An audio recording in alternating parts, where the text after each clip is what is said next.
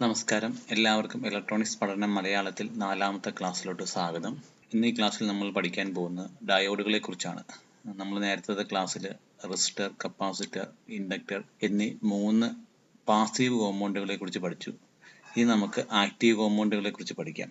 Active കോമ്പൗണ്ടുകളിൽ ഒന്നായ ഡയോഡുകളെ കുറിച്ചാണ് ഈ ക്ലാസ്സിൽ നമ്മൾ പഠിക്കുന്നത്. അപ്പോൾ നമുക്ക് ഡയോഡ് എന്താണെന്ന് നോക്കാം. ഒരു ദിശയിൽ മാത്രം വൈദ്യുതി കടത്തിവിടാൻ കഴിയുന്ന ഒരു ഇലക്ട്രോണിക്സ് കോമ്പൗണ്ടന്റ് ആണ് ഡയോഡ് എന്ന് പറയുന്നത്. അതായത് ഡയോഡുകൾക്ക് അതിൽ നിന്ന് ഒരു ദിശയിലോട്ട് മാത്രമേ വൈദ്യുത പ്രവാഹം ഉണ്ടാക്കുവാൻ കഴിയുള്ളൂ. ഡയോഡുകൾ നിർമ്മിച്ചിരിക്കുന്നത് അർദ്ധചാലകങ്ങൾ അഥവാ സെമി കണ്ടക്ടേഴ്സ് കൊണ്ടാണ്. ഒരു പി ടൈപ്പ്, എൻ ടൈപ്പും സെമി കണ്ടക്ടറുകൾ കൊണ്ടാണ് ഡയോഡുകൾ നിർമ്മിച്ചിരിക്കുന്നത്. അതുകൊണ്ട് ഈ ഡയോഡുകളെ നമ്മൾ പി-എൻ ജംഗ്ഷൻ ഡയോഡുകൾ എന്നും പറയാറുണ്ട്. ഇനി ഒരു ഡയോഡിൽ എങ്ങനെയാണ് കറണ്ട് ഫ്ലോ ഉണ്ടാകുന്നത് എന്ന് നോക്കാം. ഒരു ഡയോഡ് പ്രവർത്തിക്കാനായിട്ട് നമ്മൾ എക്സ്റ്റേണൽ സപ്ലൈ ആവശ്യമുണ്ട്. അതായത് ഈ ഡയോഡിനെ നമ്മൾ ബയാസ് ചെയ്യിപ്പിക്കണം. എന്തിനാണ് ഇതിനെ ബയാസ് ചെയ്യിപ്പിക്കുന്നത് എന്ന് വെച്ച് കഴിഞ്ഞാൽ, ഈ പി-എൻ ജംഗ്ഷന് ഒരു ബാരിയർ പൊട്ടൻഷ്യൽ ഉണ്ട്. ഈ ബാരിയർ പൊട്ടൻഷ്യൽ ഓവർകം ചെയ്യണമെങ്കിൽ ഈ ബാരിയർ പൊട്ടൻഷ്യലിന് മുകളിലുള്ള ഒരു വോൾട്ടേജ് നമ്മൾ അതിലോട്ട് കൊടുക്കേണ്ടി വരും. ഈ ബാരിയർ പൊട്ടൻഷ്യൽ എന്ന് പറയുന്നത് ഒരു ഡിപ്ലീഷൻ റീജിയൻ, അതായത് പി-എൻ ജംഗ്ഷൻ ഫോം ചെയ്യുമ്പോൾ ഉണ്ടാകുന്ന ഒരു ഡിപ്ലീഷൻ റീജിയനിലുള്ള വോൾട്ടേജിനാണ് നമ്മൾ ബാരിയർ പൊട്ടൻഷ്യൽ എന്ന് പറയുന്നത്. ഇത് 2 തരത്തിൽ സാധാരണയുണ്ട്. ഒന്ന് സിലിക്കൺ ഡയോഡുകൾക്കും രണ്ടാമത്തേത് ജെർമേനിയം ഡയോഡുകൾക്കുമാണ്. ഇവിടെ ബാരിയർ പൊട്ടൻഷ്യൽ സിലിക്കൺ ഡയോഡിന് 0.7 വോൾട്ടും ജെർമേനിയം ഡയോഡുകൾക്ക് 0.3 വോൾട്ടും ആയിരിക്കും. അപ്പോൾ ഇനി നമുക്ക് എങ്ങനെയാണ് ഡയോഡ് ബയാസ് ചെയ്യിപ്പിക്കുന്നത് നോക്കാം.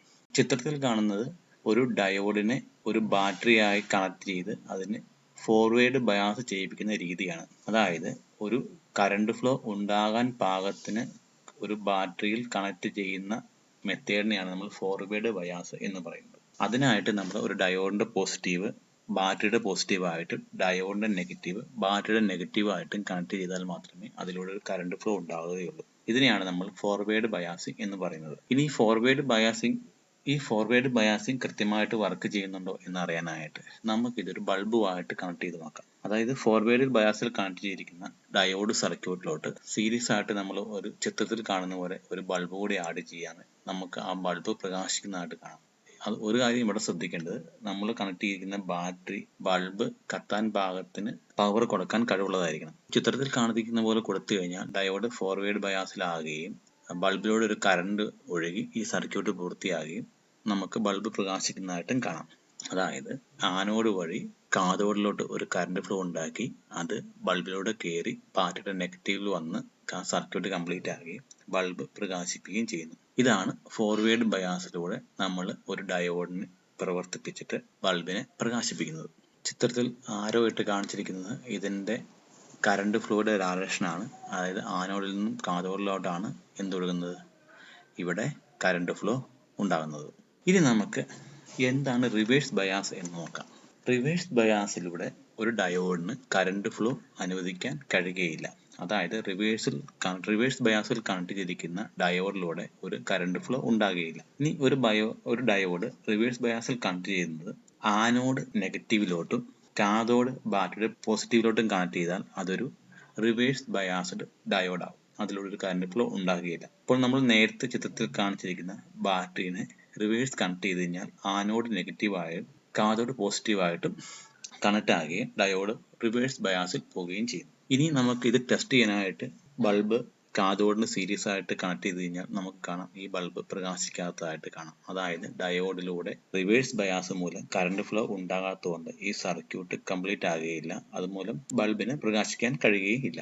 ഇതിനെയാണ് നമ്മൾക്ക് റിവേഴ്സ് ബയാസ്ഡ് കണ്ടീഷൻ എന്ന് പറയുന്നത്. അപ്പോൾ ഇപ്പോൾ നമുക്ക് ഡയോഡ് 2 തരത്തിൽ ബയാസ് ചെയ്യിപ്പിക്കാമെന്ന് മനസ്സിലായി. ഒന്ന് ഫോർവേഡ് ബയാസും 2 റിവേഴ്സ് ബയാസും. ഇപ്പോൾ ചിത്രത്തിൽ 2 രീതിയിലും കൊടുത്തിരിക്കുന്ന ഡയോഡിന്റെ കണക്ഷൻ വ്യത്യാസം നമുക്ക് മനസ്സിലാക്കാൻ സാധിക്കും. ഇനി ഒരു ഡയോഡ് എങ്ങനെയാണ് നല്ലതാണോ ചീത്തയാണോ എന്ന് മൾട്ടിമീറ്റർ ഉപയോഗിച്ച് ചെക്ക് ചെയ്യുന്നത് നമുക്ക് കണ്ടു നോക്കാം. ആദ്യം നമ്മൾ മൾട്ടിമീറ്ററിലെ നോബ് ഡയോഡ് എന്ന സിമ്പിളിന് നേരെ തിരിച്ചു വെച്ച ശേഷം റെഡ് പ്രോബ് ഡയോഡിന്റെ ആനോഡിലും ബ്ലാക്ക് പ്രോബ് ഡയോഡിന്റെ കാഥോഡിലും കണക്ട് ചെയ്താൽ നമുക്ക് ചിത്രത്തിൽ കാണുന്ന പോലെ ഒരു 0.6നും 0.7നും ഇടയ്ക്കുള്ള, അതായത് സാധാരണ ചില മൾട്ടിമീറ്ററിൽ 0.5 to 0.7 ഇടയ്ക്കുള്ള ഒരു വോൾട്ടേജ് മൾട്ടിമീറ്റർ റീഡിങ്ങിൽ കാണിക്കും. ഇത് റിവേഴ്സ് കണക്ട് ചെയ്യുമ്പോൾ ഇതിലൂടെ കറണ്ട് ഫ്ലോ ഒന്നും ഒഴുകുന്നില്ല എന്നുള്ളത് ചെക്ക് ചെയ്യണം. അതിനായിട്ട് നമ്മൾ ഈ ഡയോഡിൽ ബ്ലാക്ക് പ്രോബ് പോസിറ്റീവിലും റെഡ് പ്രോബ് നെഗറ്റീവിലും കണക്ട് ചെയ്ത് കഴിഞ്ഞാൽ ഇത് ഓവർലോഡ് അഥവാ ഓയിൽ എന്ന സിമ്പിൾ കാണിക്കുകയും ചെയ്താലാണ് ഒരു ഡയോഡ് നല്ലതാണെന്ന് നമുക്ക് പറയാൻ കഴിയുക. അതായത് ഈ ഡയോഡ് പ്രോപ്പറായിട്ട് ഫോർവേഡ് ബയാസിലും റിവേഴ്സ് ബയാസിലും പ്രവർത്തിക്കുന്നുണ്ട് എന്ന് നമുക്ക് മൾട്ടിമീറ്റർ ഉപയോഗിച്ച് ചെക്ക് ചെയ്യാം. ഇനി നമുക്ക് എങ്ങനെയാണ് ഒരു ചീത്ത ഡയോഡ് മൾട്ടിമീറ്റർ ഉപയോഗിച്ച് മനസ്സിലാക്കണമെന്ന് നോക്കാം. അത് ഒരു ഡയോഡ് ചീത്തയായി പോകുന്ന രണ്ട് രീതിയാണ്. ഒന്നുകിൽ അത് ഷോർട്ടായി പോവുക, അല്ലെങ്കിൽ അത് ഓപ്പൺ ആയി പോവുക. ഈ ഒരു ചീത്തയായി പോയ ഡയോഡ് നമ്മൾ മൾട്ടിമീറ്ററിൽ കണക്ട് ചെയ്യുകയാണെങ്കിൽ അത് ഓപ്പൺ ആയി പോയ ഡയോഡ് ആണെങ്കിൽ ഫോർവേഡ് ബയാസിൽ കണക്ട് ചെയ്യുമ്പോൾ അത് ഓവർലോഡ് എന്ന് കാണിക്കും. അതായത് ബ്ലാക്ക് പ്രോബ് നെഗറ്റീവിൽ ആനോഡിലും റെഡ് പ്രോബ് കാഥോഡിലും കണക്ട് ചെയ്യുമ്പോൾ ഒരു ഡയോഡ് ഓയിൽ എന്നാണ് മൾട്ടിമീറ്റർ കാണിക്കുന്നതെങ്കിൽ അത് ഫോർവേഡ് ബയാസിന് ഓപ്പൺ ആയി പോയ ഡയോഡാണ് എന്ന് മനസ്സിലാക്കാം. അതേപോലെ തന്നെ ഇത് തിരിച്ച് കണക്ട് ചെയ്താലും തിരിച്ച് ബ്ലാക്ക് പ്രോബ് പോസിറ്റീവിലും റെഡ് പ്രോബ് നെഗറ്റീവിലും കണക്ട് ചെയ്താലും ഇതെന്താവും ഓപ്പൺ ആയിട്ട് തന്നെ കാണിക്കും. ഇനി ഒരു ഡയോഡ് ഷോർട്ട് ആയി പോയിട്ടുണ്ടോ എന്നറിയാനായിട്ട് ഡയോഡ് ഫോർവേഡ് ബയാസിൽ കണക്ട് ചെയ്യുമ്പോൾ 00 എന്ന് മൾട്ടിമീറ്റർ കാണിക്കുകയോ ബസ് സൗണ്ട് കേൾക്കുകയോ ചെയ്താൽ അത് ഫോർവേഡ് ബയാസിൽ ഷോർട്ടായ ഡയോഡാണ് എന്ന് മനസ്സിലാക്കാം. അതായത് ഡയോഡ് എങ്ങനെ കണക്ട് ചെയ്താലും ഫോർവേഡ് ബയാസിലും റിവേഴ്സ് ബയാസിലും മൾട്ടിമീറ്റർ കണക്ട് ചെയ്താൽ ബീപ്പ് സൗണ്ടോ 0 ഓം റെസിസ്റ്ററോ കാണിക്കുകയാണെങ്കിൽ അതിനർത്ഥം ആ ഡയോഡ് ഷോർട്ടായി പോയ ഡയോഡാണ് എന്ന് നമുക്ക് മനസ്സിലാക്കാൻ പറ്റും. അപ്പോൾ ഇങ്ങനെയാണ് ഒരു മൾട്ടിമീറ്റർ ഉപയോഗിച്ചിട്ട് ഡയോഡ് നല്ലതാണോ ചീത്തയാണോ എന്ന് ടെസ്റ്റ് ചെയ്യുന്നത്. ഇപ്പോൾ നമ്മൾ എന്താണ് ഒരു ഡയോഡ് എന്നും ഒരു ഡയോഡ് എങ്ങനെയാണ് മൾട്ടിമീറ്റർ ഉപയോഗിച്ച് നല്ലതാണോ ചീത്തയാണോ എന്ന് കണ്ടുപിടിക്കുന്നതെന്ന് മനസ്സിലാക്കി. ഇനി നമുക്ക് പല തരത്തിലുള്ള ഡയോഡുകളെ കുറിച്ച് ഒന്ന് മനസ്സിലാക്കാം. സാധാരണ നമ്മൾ ശ്രദ്ധിച്ചിട്ടുണ്ടാവും പലതരത്തിലുള്ള ഡയോഡുകൾ പല പല കാര്യങ്ങൾക്കും ചിലപ്പോൾ ഉപയോഗിച്ചിട്ടുണ്ടാവും. അപ്പോൾ എന്താണ് ഈ പലതരത്തിലുള്ള ഡയോഡുകൾ എന്ന് നോക്കാം. ഞാൻ പറഞ്ഞല്ലോ, ഡയോഡ് എന്നതൊരു PN ജംഗ്ഷൻ ഡിവൈസ് ആണ്. അതായത് അർദ്ധചാലകങ്ങളിൽ പി ടൈപ്പും എൻ ടൈപ്പും ചേർത്ത് ഉണ്ടാക്കിയ ഒരു ഇലക്ട്രോണിക്സ് ഘടകത്തെയാണ് നമ്മൾ ഡയോഡ് അഥവാ PN ജംഗ്ഷൻ ഡയോഡ് എന്ന് പറയുന്നത്.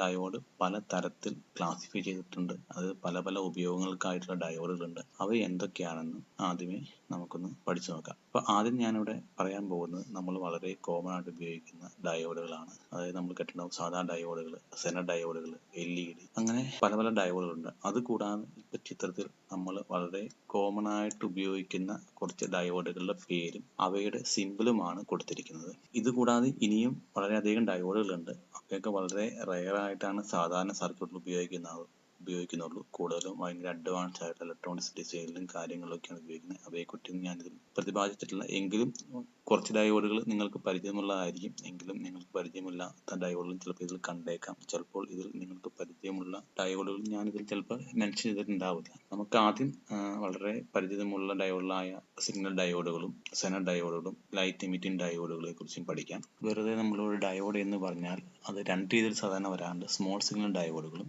ലാർജ് സിഗ്നൽ ഡയോഡുകളും. എന്താണ് ഈ സ്മോൾ സിഗ്നൽ ഡയോഡ് എന്ന് നമുക്ക് ആദ്യം നോക്കാം.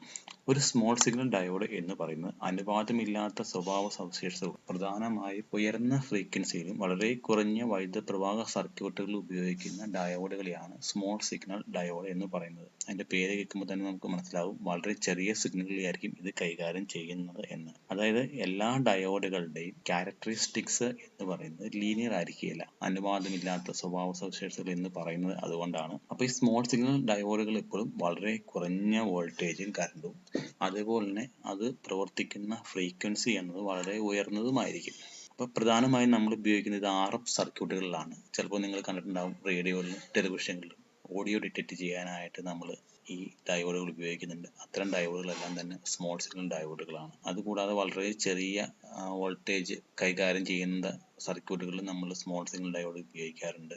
1N4148, 1N60P തുടങ്ങിയവയെല്ലാം ഒരു സ്മോൾ സിഗ്നൽ ഡയോഡുകളാണ്. അപ്പം നമുക്ക് എന്താണ് സ്മോൾ സിഗ്നൽ ഡയോഡുകൾ എന്താ മനസ്സിലായി. അതുപോലെ ഈ സ്മോൾ സിഗ്നൽ ഡയോഡിന്റെ മറ്റൊരു പ്രത്യേകതയാണ് വളരെ കുറഞ്ഞ വോൾട്ടേജിനെയും നമുക്ക് അപ്പുറത്തേക്ക് കടത്തിവിടാൻ പറ്റും. ഇപ്പം നമ്മൾ ഈ ഓഡിയോ ഡിറ്റക്ഷൻ സർക്യൂട്ടുകൾ ഉപയോഗിച്ചിട്ടുണ്ടെങ്കിൽ നമുക്ക് ഒരു ഇൻപുട്ട് സിഗ്നൽ എന്ന് വെച്ചാൽ മില്ലി വോൾട്ടിലേ കാണത്തുള്ളൂ. സാധാ ഒരു ഡയോഡ് ആണെങ്കിൽ അതിന്റെ ബാരിയർ പൊട്ടൻഷ്യൽ എന്ന് പറയുന്നത് ഞാൻ നേരത്തെ പറഞ്ഞ പോലെ 0.7ഉം ജെർമേനിയം ഡയോഡുകളാണെങ്കിൽ 0.3ഉം ആയിരിക്കും. അപ്പം ഒരു ഓഡിയോയിൽ 0.7 വോൾട്ടേജ് ഒക്കെ ക്ലിപ്പ് ചെയ്ത് പോയി കഴിഞ്ഞാൽ അല്ലെങ്കിൽ ഫിൽറ്ററിങ്ങിന് നമുക്ക് ചിലപ്പോൾ അത്രയൊന്നും ഇൻപുട്ട് കൊടുക്കാൻ സാധിക്കുകയില്ല. അപ്പോൾ അതിൽ താഴെയുള്ള വോൾട്ടേജിലും നമുക്ക് ഔട്ട്പുട്ട് കിട്ടാൻ പാകത്തിനുള്ള ഡയോഡുകളാണ് സാധാരണ സ്മോൾ സിഗ്നൽ ഡയോഡുകളുടെ വകഭേദത്തിൽ പെടുന്നത്.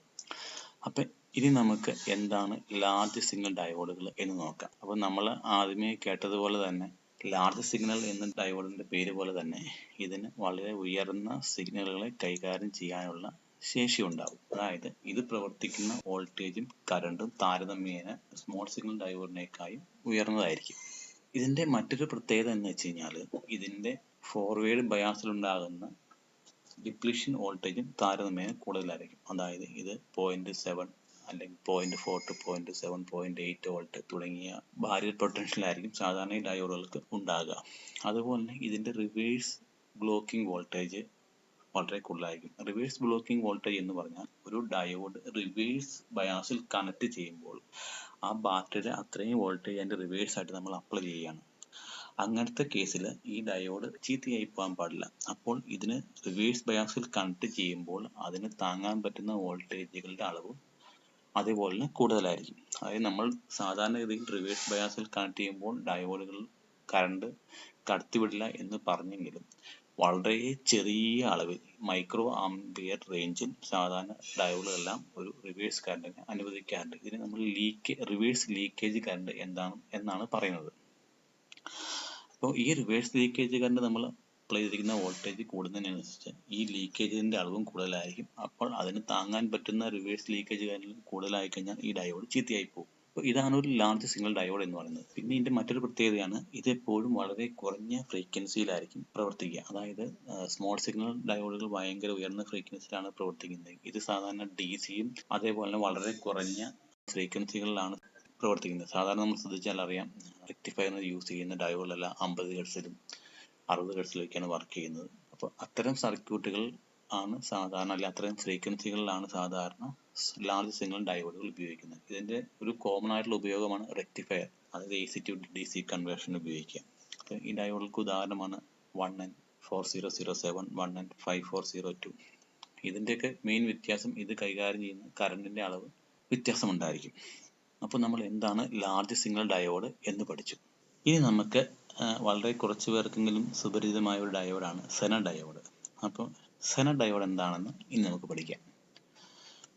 അതായത് ഒരു ഡയോഡിനെ ഫോർവേഡ് ബയാസ് ചെയ്യിക്കുമ്പോൾ ഒരു സാധാരണ സിഗ്നൽ ഡയോഡിനെ പോലെ വൈദ്യുതി കടത്തിവിടുകയോ പ്രവർത്തിക്കുകയോ ചെയ്യുകയും റിവേഴ്സ് ബയാസിൽ കണക്ട് ചെയ്യുമ്പോൾ ഒരു നിശ്ചിത വോൾട്ടേജിനേക്കാളും കൂടിക്കഴിഞ്ഞാൽ വൈദ്യുതി കടത്തിവിടുകയും ചെയ്യുന്ന ഒരു തരം ഡയോഡുകളാണ് സെനർ ഡയോഡ് എന്ന് പറയുന്നത്. അതായത് ചുരുക്കി പറഞ്ഞാൽ ഇത് ഫോർവേഡ് ബയാസിൽ സാധാരണ ഡയോഡിനെ പോലെ കണക്ട് ചെയ്യുകയും റിവേഴ്സ് ബയാസിൽ ഒരു പരിധി വിട്ടുള്ള റിവേഴ്സ് വോൾട്ടേജ് കഴിഞ്ഞാൽ അത് റിവേഴ്സ് ബയാസിലും വൈദ്യുത പ്രവാഹം സാധ്യമാക്കുകയും ചെയ്യുന്ന ഡയോഡുകളാണ് സെനർ ഡയോഡുകൾ എന്ന് പറയുന്നത്.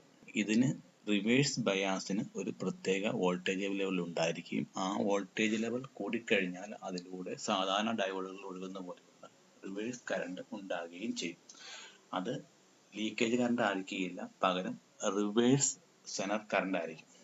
ഈ ഡയോഡിനെയാണ്, ഇത്തരം പ്രത്യേക ഡയോഡിനെയാണ് നമ്മൾ സെനർ ഡയോഡ് എന്ന് പറയുന്നത്. പക്ഷേ റിവേഴ്സ് ബയാസിൽ വൈദ്യുതി കടത്തിവിടാൻ ആവശ്യമായ വോൾട്ടേജിന് സെനർ വോൾട്ടേജ് എന്നും പറയും. ഇതിനെയാണ് നമ്മൾ സെനർ ഡയോഡ് എന്ന് പറയുന്നത്. ഇതിന്റെ സിമ്പിൾ സാധാ സിഗ്നൽ ഡയോഡിനേക്കാളും ഒരു ചെറിയ വ്യത്യാസമുണ്ട്. മേളിൽ കാണിച്ചിരിക്കുന്നതാണ് ഈ ഡയോഡിന്റെ സിമ്പിൾ. ഈ സെനർ ഡയോഡ് നമ്മൾ സാധാരണ ഉപയോഗിക്കുന്നത് വോൾട്ടേജ് റെഗുലേറ്റ് ചെയ്യാനായിട്ടാണ്. അതായത് നമുക്ക് ഒരു വോൾട്ടേജ് റെഗുലേറ്റ് ചെയ്ത് ഔട്ട്പുട്ട് വേണമെന്നുണ്ടെങ്കിൽ, അതായത് ഇൻപുട്ട് കൊടുക്കുന്ന വോൾട്ടേജ് വേരി ചെയ്താലും ഔട്ട്പുട്ട് വോൾട്ടേജ് ഒരു പ്രത്യേക വോൾട്ടേജിൽ കോൺസ്റ്റന്റ് ആയിട്ട് നിൽക്കുവാൻ ആവശ്യമുള്ള സർക്യൂട്ടുകൾ ഉണ്ടാക്കാനാണ് നമുക്ക് എന്ത് ചെയ്യുന്നത്, സെനർ ഡയോഡുകൾ ഉപയോഗിക്കുന്നത്. ഇനി ഈ സെനർ ഡയോഡ് ഉപയോഗിച്ച് എങ്ങനെയാണ് ഒരു സർക്യൂട്ട് ഡിസൈൻ ചെയ്യുന്നതെന്നും മറ്റുള്ള ഡയോഡുകളെ കുറിച്ച് നമുക്ക് വരും ക്ലാസ്സുകളിൽ പഠിക്കാം. നിങ്ങളുടെ സംശയങ്ങളും അഭിപ്രായങ്ങളും നിർദ്ദേശങ്ങളും താഴെ കമന്റായി രേഖപ്പെടുത്തുക. ദയവായി എല്ലാവരും ഈ ചാനൽ സബ്സ്ക്രൈബ് ചെയ്യുക. ഇലക്ട്രോണിക്സ് പഠിക്കാൻ ആവശ്യമുള്ള കൂട്ടുകാർക്ക് ഈ ചാനൽ ഷെയർ ചെയ്ത് കൊടുക്കുക. ഇന്നത്തെ ക്ലാസ് ഇവിടെ തീരുകയാണ്. എല്ലാവർക്കും ഈ വീഡിയോ കണ്ടതിന് നന്ദി.